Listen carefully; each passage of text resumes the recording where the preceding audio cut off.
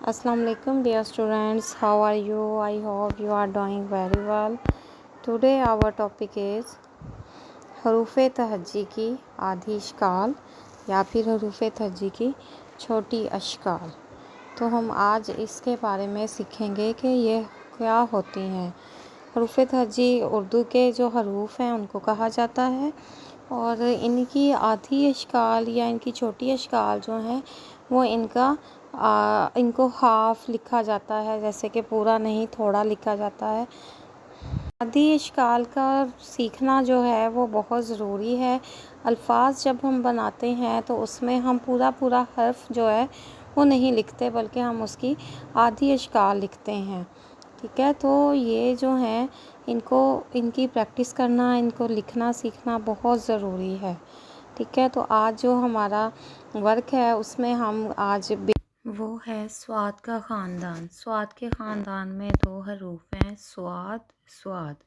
स्वाद के ऊपर कोई नुक्ता नहीं है, जबकि स्वाद के ऊपर एक नुक्ता है।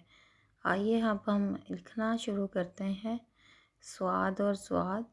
तो जैसे हम स्वाद लिखते हैं इस तरह से हमने इसको आँख की शक्ल में बनाना है और लाइन के पास स्टार्ट करना है। स्वाद भी इसी तरह से, उसके ऊपर एक नुक्ता। ठीक है स्टूडेंट्स, इस तरह से आपने इसको आँख की शक्ल में बनाना है और इसको बहुत ऊंचा नहीं लिखना, ना ही आपने सीधी लाइन में लिखना है, बल्कि ना दाल की शेप बनानी है, आपने इसको बनाते हुए स्लांटिंग लाइन बनानी है। ठीक है, दाल की शेप नहीं बनानी, शोशा बनाना है और इस तरह से आपने इसको बैसवी शक्ल में ओवल शेप में स्वाद को लिखना है।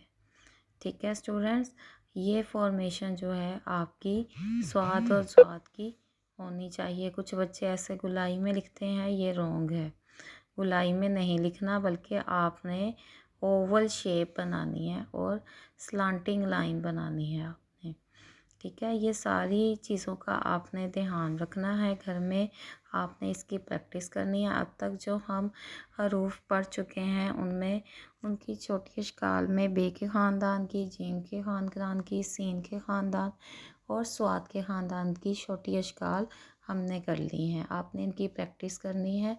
अपना ख्याल रखिएगा। अल्लाह हाफ़िज़।